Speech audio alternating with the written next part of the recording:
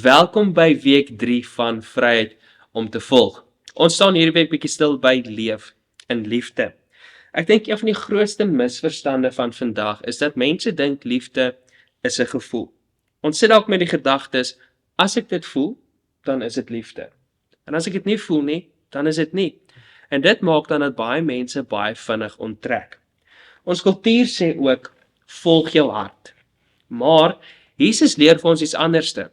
Hy sê eintlik vir ons, gee jou hart. So met ander woorde, Bybelse liefde sê vir ons, liefde is 'n keuse. Dit is 'n oorgawe. Dit is nie 'n emosie nie. So met ander woorde, ek kies om te dien. En as ek eerlik kan wees, dink ek, dit maak liefde baie moeiliker. Maar op die ou einde maak dit liefde soveel mooier. En ons moet vir mekaar sê, dat liefde is 'n disipel se merk. In Johannes 13 is Jesus aan die woord en hy sê, mense sal weet julle is my disippels deur julle liefde vir mekaar. So JD, wat sou jy sê beteken dit? Ek kan vir jou wel sê wat die merk van disippelskap nie is nie. En dit is nie hoeveel Bybelkennis jy het of hoe slim jy is as jy met iemand 'n relasie het of redeneer nie, of hoe suksesvol jou lewe lyk nie. As ons Jesus se woorde regtig ernstig opvat en ter harte neem, dan is die merk van disippelskap liefde vir mekaar. Ja, ek dink baie mense onderskat hoe kragtig liefde werklik is. Want ware liefde sien mekaar raak, maak ruimte vir mekaar, dra ander se laste, vergewe ander, bly teenwoordig in mense se lewens.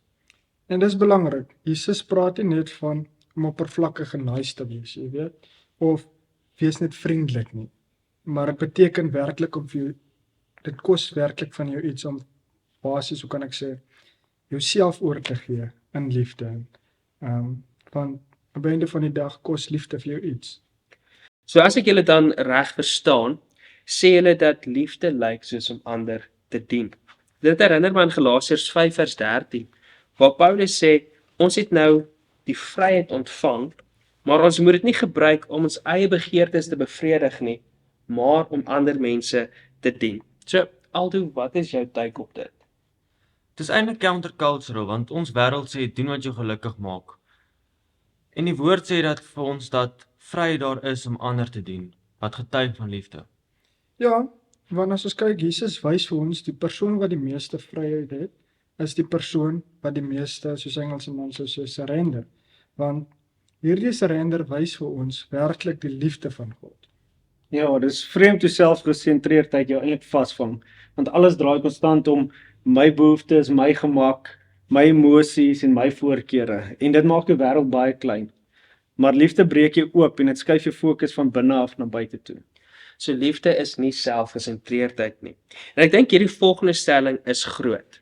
Vrees beperk liefde. So wie gaan vir ons hierdie gedagte help uitpak? Ek stem nogal saam, want baie keer hou mense terug as gevolg van hulle vrese.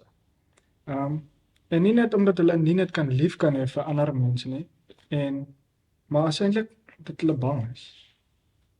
Ja, ek dink mense is bang vir verwerping, vir seer kry, vir verlies en beheer verloor. En wat dan gebeur is selfbeskerming begin oorneem. Ja, en selfbeskerming is 'n groot ding. So JD, sal jy 'n bietjie vir ons hierdie selfbeskerming uitpak? Yes. Jy maak jouself toe vir ander mense en jy's oorversigtig en jy benader verhoudings halfhartig, of dit nou romanties of vriendskaplik is, jy's emosioneel ver weg van die mense wat jou liefhet en van vriendskappe af.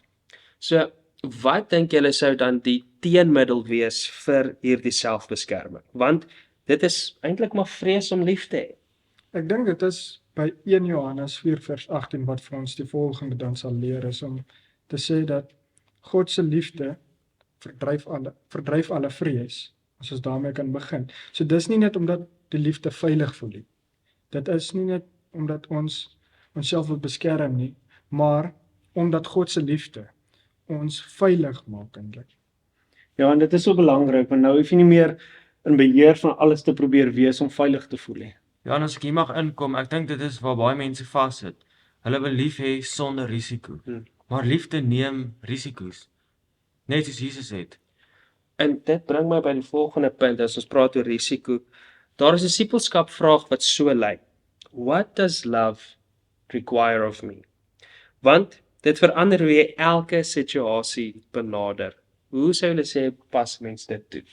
Ek dink prakties is dit om met 'n gedagtepatroon situasie dit te benader wat sê wat vra liefde van my in plaas van wat is die maklikste om te doen of wat bevoordeel my. En ek dink dit geld in mense se huwelike in, dit geld in vriendskappe in, dit pas jy toe in konflik, moeilike mense, selfs werk en selfs ook in die kerk.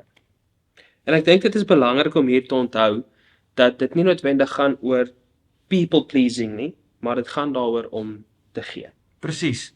Liefde is nie altyd wat maak almal die gelukkigste nie. Partykeer lyk liefde soos waarheid praat, grense hê, eerlik wees, moeilike gesprekke hê, maar die motief bly liefde. Ja, en dit is baie belangrik. Ek dink die Bybelse liefde gaan nie oor perfek wees nie. Dit gaan oor heelhartig wees. Nie half oop nie half beskikbaar nie, maar bereid om werklik teenwoordig te wees. En miskien is die vraag hierdie week, waar hou ek terug uit vrees uit? Waar kan ek nie ten volle lief hê nie, omdat ek bang is om lief te hê? JD, kan ek jou vra om vir ons hierdie week af te sluit asseblief? Here, dankie dat U vir ons U koop dit met soveel liefde om te gee vir die wêreld, Here. En mag ons nie halfhartig in verhoudings ingaan of in vriendskappe nie, Here. Mag ons net minder van onsself wees, Here, en meer van U.